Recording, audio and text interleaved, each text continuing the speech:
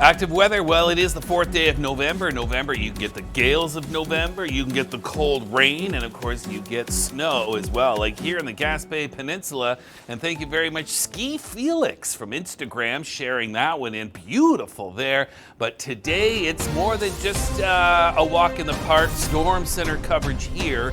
And it's begin with earlier today footage from Halifax. Now, Halifax, you are not in the crosshairs of this storm. Yes, you've got some rain. Yes, it's going to be a little breezy, but further east is really under the wrath of this rapidly strengthening storm system. It's been powerful enough. We've had thunderstorms in and around Cape Breton. We're going to have some very strong, potentially damaging winds as this intensifying low pressure system drops about 50 millibars through the course of the day today, and that would meet the weather bomb criteria. So that is a rapidly strengthening storm, and the peak winds today potentially could exceed 112 kilometers per hour in St. John's. Now, the strongest winds we've had all year was way back in January, so it's been a while since we've had these kind of winds. Now, here's the thing, just to show you this model of the wind coming in. So it's picking up through the afternoon, and it will likely be at its strongest through the evening from the Bonavista to the Burin, over 90 kilometers per hour, and across the Avalon,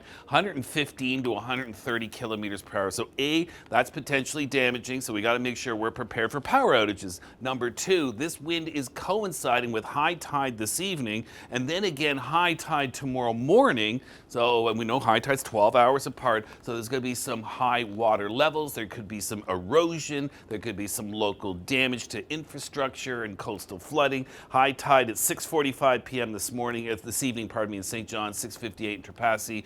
So you're going to have the combination of the high wind and the high water. Now, rainfall is another issue. 30 to 50 millimeters of rain coming down horizontally, so sideways with that kind of wind.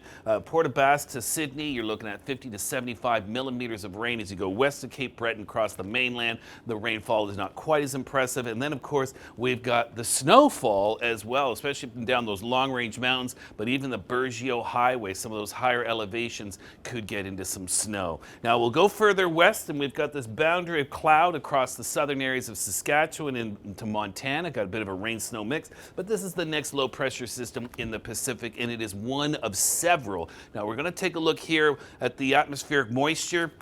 This one's coming in tonight and tomorrow. Another one for Thursday that could be beefier, and then potentially another one from the weekend, and that one's drawing in the moisture from the subtropics. So that would probably take, I think the weekend one will take our freezing levels and put it above the tops of most of our mountains. So any precipitation could fall as rain as opposed to snow. But let's not get ahead of ourselves. We've got rain. This is for Wednesday to Friday morning, and locally over 100 millimeters of rain is possible, especially for West Vancouver Island, Howe Sound, the Sunshine Coast, Metro Vancouver. It's going to be typical. You're going to have heavier rain for the North Shore and the Northeast and southern areas. Snow levels are going to fluctuate between about 1,000 and 2,000 meters this week, and then I expect they will go way up on the weekend as that southern storm system hits. So rough travel in the mountains should be anticipated after today. Across the prairies, generally quiet weather. 7 in Calgary, 6 in Edmonton. I'll take that any day of the week. And it looks like tomorrow should start off fair, but that will change as we get into tomorrow evening. We've got a clipper system that will redevelop east of the Rockies, and from Grand Prairie to Edmonton, some wet snow. That'll spread across Lloydminster, the Battleford, Saskatoon, and over towards the Parklands in Manitoba.